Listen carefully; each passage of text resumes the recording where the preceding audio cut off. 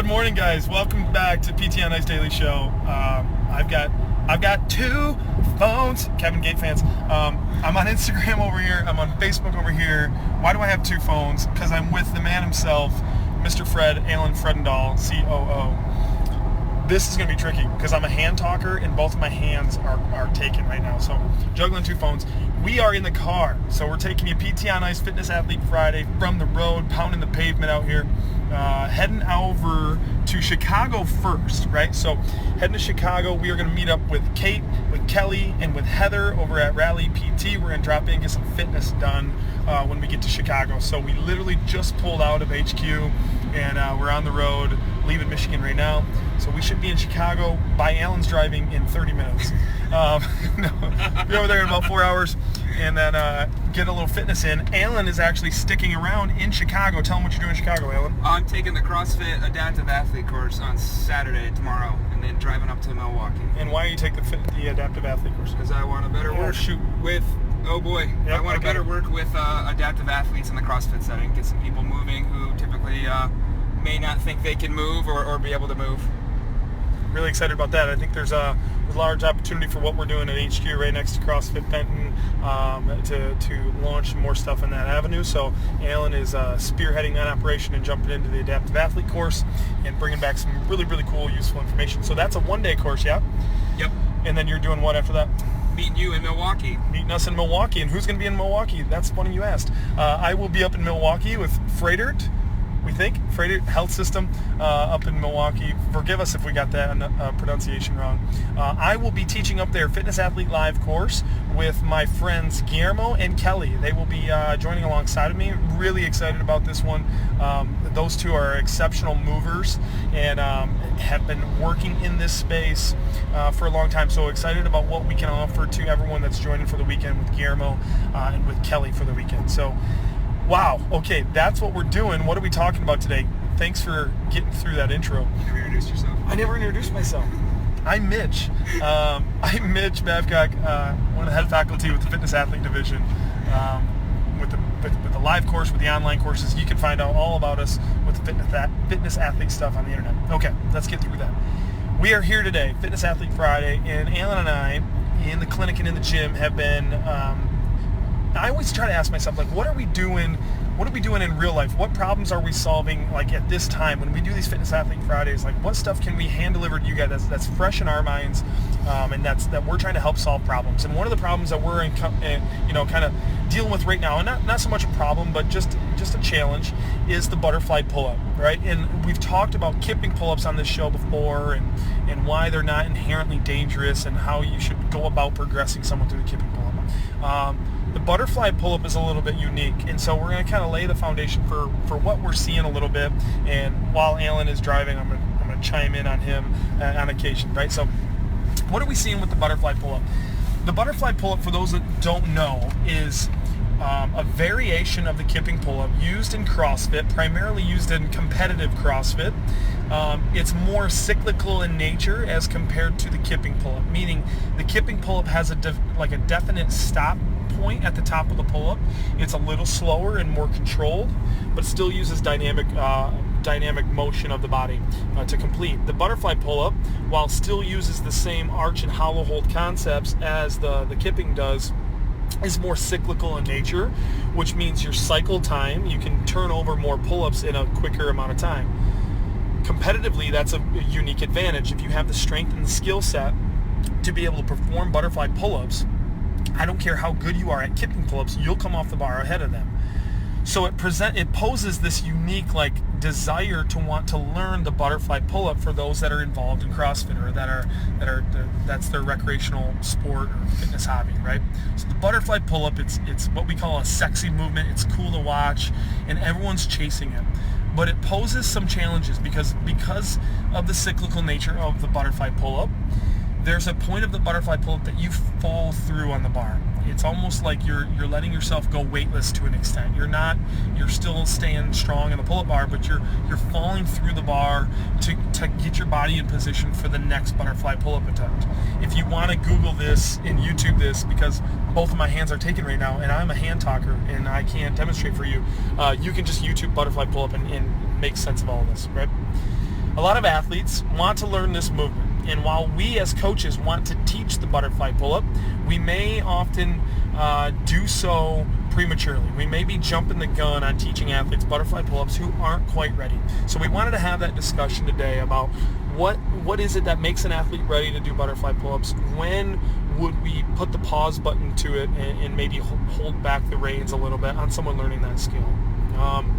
First things first, when we talk about kipping pull-ups, we need to have a strict pull-up first. And I said a strict pull-up because when we teach our live course, I don't have any stance or any information or any literature that says having 10 pull-ups is inherently more protective than having 5 in the kipping pull-up, and that if you have 5, then therefore that's the cutoff. There's a lot of gyms and a lot of coaches that have a bunch of varied standards on this. Some gyms that are hyper vigilant on keeping athletes safe, they'll say, you need 20 pull-ups before you do kipping pull-ups. In which case, you might as well just say kipping pull-ups aren't allowed, because for most people, they're never going to reach 20 consecutive strict pull-ups. But I do believe that having the strict strength in the shoulder to tolerate the positions that we're asking it to move through in the kipping pull-up is important, to be able to tolerate the momentum and the control that we're asking athletes to have in the kipping pull-up. So we need to know that athletes have strict pull-ups first, at least one. Can you show me an active shoulder position hanging on the bar? Can you complete a full rep getting your chin over the bar? And can you control the negative portion of the movement, lowering yourself back down? That's going to show me that you have some inherent amount of strength in your shoulder and thoracic, like scapular thoracic area that we can execute that movement. With that, we need to have really good controlled kipping pull-ups, right? So after we build that strict strength, we need to teach the basics of the beat swing and the arch position and the hollow position on the bar and be able to move through those under really good control. The athlete has to have a very high level of motor control and coordination on the bar to be able to execute butterfly pull-ups, and so we need to make sure that they can do that on kipping pull-ups first. So teach the foundations of the hollow and the arch positions. We break things down to on the floor. You've probably seen some videos and stuff from us where we're working on the arch positions and the hollow positions with athletes on the floor to make sure they have the midline strength and control. And then we need to take them up on the pull-up bar and work an excessive amount of arch and hollow body position on the pull-up bar. After that, I want athletes to be able to show me at least 10 kipping pull-ups. Show me that you have a lot of control, that you have enough shoulder strength and grip strength to be able to stay on the bar, and that you can show me really good, fluent kipping pull-ups, right? If the athlete can show me a strict pull-up, if they can show me really good controlled kipping pull-ups, then and only then would I say, okay, butterfly is an option, but it doesn't mean that we have to teach it yet. There's other things we have to consider too, right? Why would we be teaching the butterfly pull-up? Just knowing that it's cool and that it's sexy to look at is not enough rationale to say, yep, let's do it. Let's move you through that. We got to say, hey, are you looking to, like, is posting a faster score or getting more competitive in CrossFit a goal for you? And I'm not here to judge or say it should be or shouldn't be, but you got to ask yourself, am I just doing recreational fitness to stay healthy? Am I just showing up to the gym to get a really good sweat on, to work out at high intensity, but being competitive in this sport is really not a desire to me? You've got to ask yourself that question, because if not, then there's absolutely no need to learn the butterfly pull-up. Aside from it being another movement on the radar, you really don't have much of a need for that. You can do pull-ups, you can do kipping, you can do strict, you're in good shape. You don't need to push the butterfly to make yourself go a little bit faster. If you're saying, like, I do like being competitive, I would like to do more local competitions or travel a little bit or be competitive in my gym, and that's important to you, then learning that butterfly skill may be something that you want to advance to eventually. We just need to make sure that they have the prerequisites. The other thing to consider, and I'll kind of end on this note before we kind of have a little back and forth between Al and I, the other thing to consider is past history, as with anything, right? Like, what's going on with this athlete that I need to be aware of? There are some athletes who may be very stiff, like they're in the tight shoulder club, right, where they have a hard time completing the full kip pattern, and they're going to have the strict strength to show you something that resembles a butterfly just because they can just manhandle the bar and just move their body around, right? But that doesn't necessarily mean that they're in a good position to do butterfly pull-ups, right? Because they need more mobility out of the shoulder to move through those positions we're asking them to do dynamically. The other category is that hypermobile athlete, that athlete who has inherently loose mobile shoulders. Maybe they have a history of some like dislocation or subluxation of the shoulder. And when that athlete falls through on the butterfly pull-up, that's putting a lot of traction load, a lot of strain through the glenohumeral joint. And so we need to be aware of like, hey, yeah, you possess the skill. Yes, you possess the strength, but maybe based on your history that this isn't a good movement for us with what we have going on, right? What we're being aware of there. So keep in mind those couple of categories of you're too stiff, we need to work on your mobility, or you may just have some inherent instability or laxity around your shoulder joint that we need to be protective of a little bit, right? With that being said, I think just it's important to have the discussion with your athletes before you teach them the butterfly pull-up of like, why do you want to learn this skill? Is being competitive important to you? Is shaving a handful of seconds off your time really all that important? And if so, do you possess the levels of prerequisite of strict strength, hollow body positions, and good kipping pull-ups to be able to step into that category, right? Okay, that's everything I have off the top of my head. Alan, what do you got?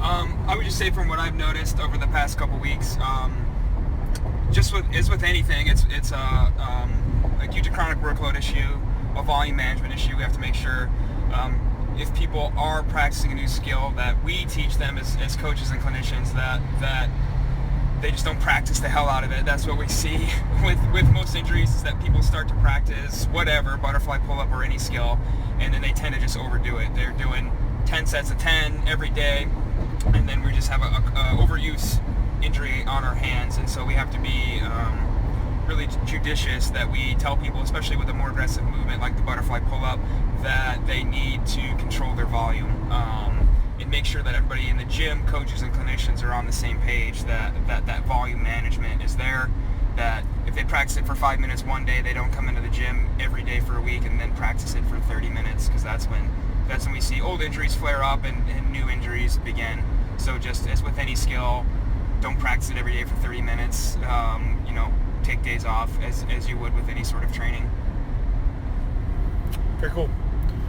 I think that's a great point. Double unders is another one that falls in the category of like, I'm going to practice that skill until I master it, until you do 3 consecutive days of 30 minutes of double under attempts, and then you can't walk because you've just smoked your calves out and your Achilles out, right? So gymnastic skill, it may not seem like weightlifting. You wouldn't come in the gym and practice back squats 4 days in a row.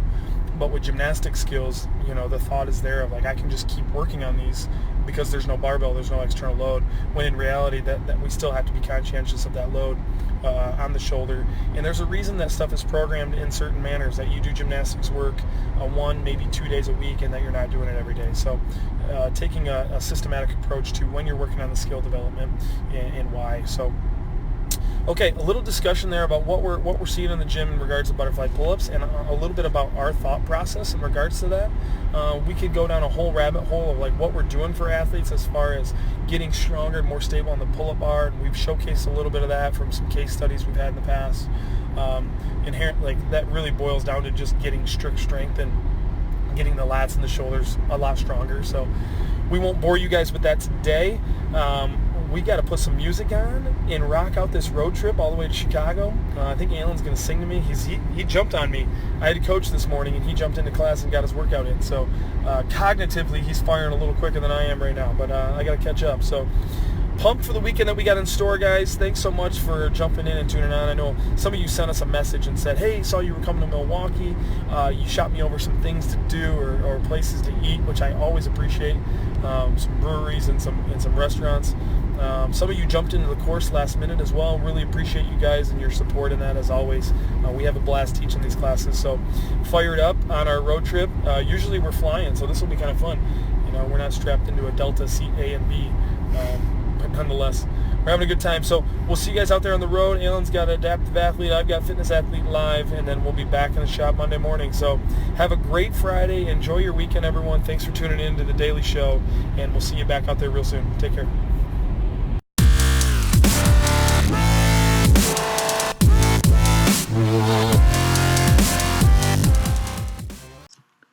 Hey, thanks for tuning in to the PT on Ice Daily Show. If you enjoyed this content, head on over to iTunes and leave us a review. And be sure to check us out on Facebook and Instagram at the Institute of Clinical Excellence. If you're interested in getting plugged into more ICE content on a weekly basis while earning CEUs from home, check out our virtual ICE online mentorship program at ptonice.com. While you're there, sign up for our Hump Day Hustling newsletter for a free email every Wednesday morning with our top 5 research articles and social media posts that we think are worth reading. Head over to ptonice.com and scroll to the bottom of the page to sign up.